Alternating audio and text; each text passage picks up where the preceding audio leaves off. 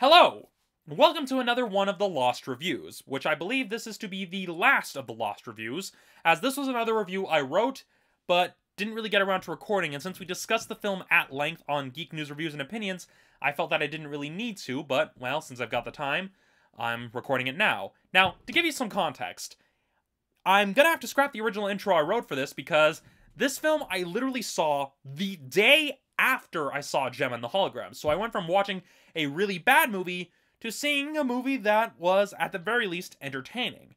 Although I still do have to wonder why they put a subtitle for Part 2, and yet there was no subtitle for Part 1.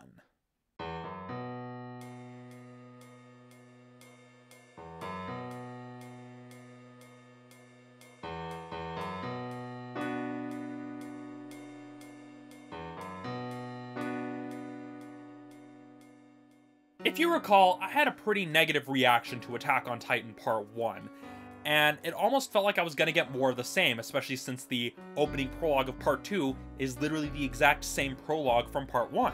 But then, we were given a scene that's an opening scene that actually had some, intrigue, that actually, piqued the curiosity, made people actually interested in seeing where it was going to lead. I mean, this whole film felt like it was out to fix all the problems people had with Part 1. I mean, the pacing, it flows at a much smoother pace. All the political and ideological commentary is distilled down into a coherent form, and there's actually a sense of payoff for a lot of the plot points we saw in Part 1. And this leads me to my main gripe.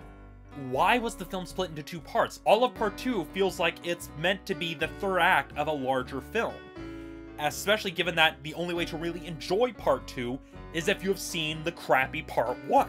This reeks of the whole, oh, well, we gotta split films into two parts now to extend the franchise for as long as we can. And, well, that's what makes it the most frustrating, is that if this was actually part of the film proper, then it basically would have been the payoff that we were all denied for Part 1. Although I enjoyed this film is not without its problems, as a lot of the plot points had a great deal of Deus Ex Machina elements to the point that even Hideo Kojima would probably roll his eyes at. And it also doesn't help that they decide to pull a Maze Runner in terms of its twists, and especially its twist ending. As for the action sequences, which have that Pacific Rim level of goofiness, the cinematography is a little too claustrophobic. I mean, especially when people are paying to see two titans duke it out, you're not really letting us see the full moment, the full view of two titans duking it out. It needed to take a few more pages from Ultraman and less from, well, American films. But other than that, I found myself really enjoying this film. It narrowed its focus, it reduced the cast of characters, and it had those characters act more intelligently and actually give us enough time with them to make us actually care about what they were doing. And I also like that this film committed to the idea that it was a different take on the Attack on Titan concept, rather than trying to force it to be a direct adaptation like Part 1.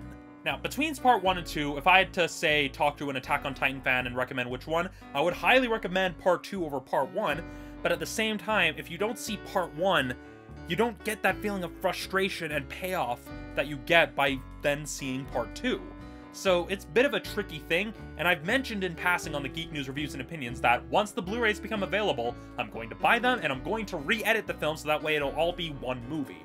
I'm still gonna do it, I just haven't heard any news of them releasing the live-action films on Blu-ray because, well, the film didn't do that well in Japan, so yeah.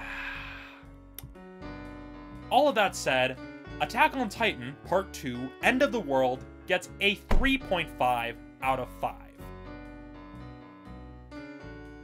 So that's it for this episode of Romney's Reviews, and the last of the Lost Reviews. This was the last review that I wrote but never recorded, and although some of you may point out that my review of Far From the Madding Crowd, that was technically published and made available to the public, so I do not count it.